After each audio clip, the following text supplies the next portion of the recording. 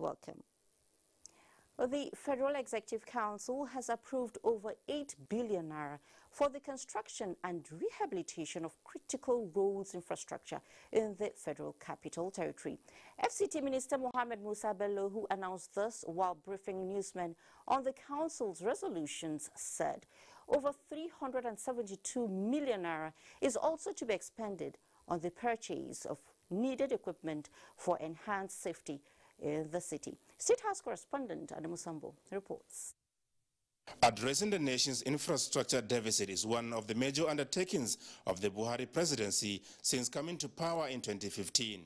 Provision of critical infrastructure, the government believes, is key towards achieving its objectives of taking Nigeria to the next level of socio-economic development. And for this to be realized, Abuja, the nation's capital, must continue to have a fair share. Therefore, for the second time in 2 weeks, funds have been approved for the FCT for the provision of roads infrastructure. 2.3 billion naira is to be expended on the rehabilitation of the road leading to the Federal Integrated Staff Housing Estate in Apo Tafia area of Abuja. The second infrastructure project relates to the contract for the construction of an access road and car park for the Abuja Light Rail Station at Ring Road 2, otherwise known as Kukuaba Station. The intention is that by the opening of that road, that railway station will be made functional, and then commuters can use the station either when they visit the national park there or when they want to have access to the Kukuapa district.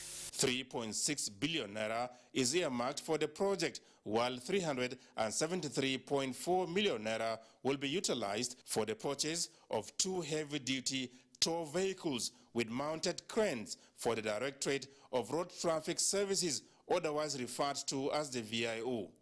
2 other procurement memos presented by the Minister of Health were also approved by the Council towards upgrading as well as upscaling the capacity of NAFDAC in the execution of its mandate, particularly in detecting fake and substandard drugs as well as other materials. First memo was about 40 true scan devices, which are mobile scan devices, to be able to recognize fake and substandard drugs brought in either across the border or found within the country. The second memo is about laboratory strengthening, improving and upgrading all the laboratories we have in the country, about 6 laboratories for NAFDAC, for testing materials that are brought into the country.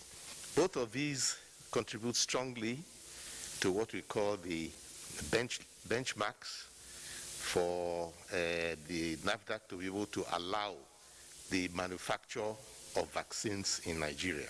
Nigeria, the minister said, has an ambition to start manufacturing vaccines and getting NAFDAC's laboratory capacity upscaled with the ability to speed up and make diagnostics more accurate in respect of fake and substandard drugs is a critical condition. From the State House, Adamu Sambo, NTA News. Meanwhile, the Minister of Finance, Budget and National Planning, Zainab Ahmed, has attributed Nigeria's exit from recession despite COVID-19 to the pragmatic implementation of the nation's fiscal and monetary policies, as well as the economic sustainability plan.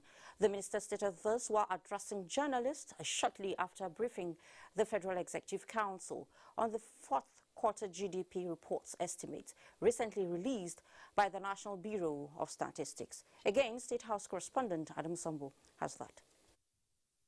The council meeting, 6th for the year 2021 and 35th to be held virtually since the outbreak of COVID-19, was chaired by President Muhammadu Buhari.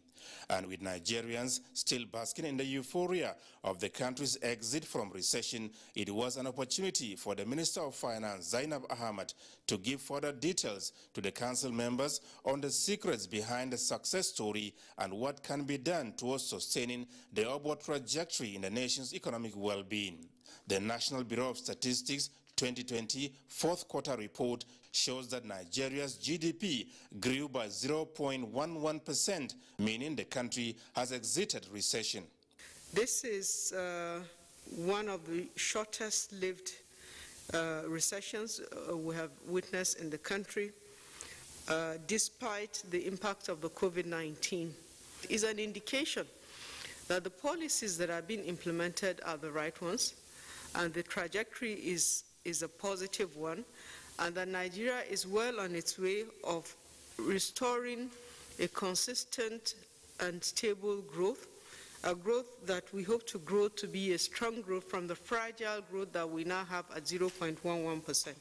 In real terms, the minister explained that between the third and fourth quarter, Nigeria has recorded a positive growth of 3.73%, a movement that the country has never witnessed within one quarter.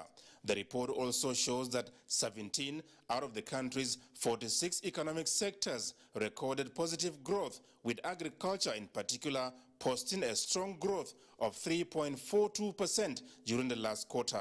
Another positive story for us is that the non-oil sector grew by 1.69%. This is an indication that the diversification efforts that the economy has been pushing is actually also posting results. While the oil sector is declining, the non-oil sector is growing. We've seen overall economic activities reported strongly in the quarrying and minerals sector, in the ICT and telecommunications sector, in the cement industry, in broadcasting, in crop production, as well as in agriculture. The growth, she however said, is still fragile as oil refining, air transport, coal mining, crude oil production, as well as accommodation and food services are still witnessing negative growth. And to sustain the upward trajectory, the minister said the economic sustainability plan will continue to be vigorously implemented, while its principles and tenets taken into the new medium-term development plan expected to be launched in April this year. From the State House, Adamu Sambu, NTA News.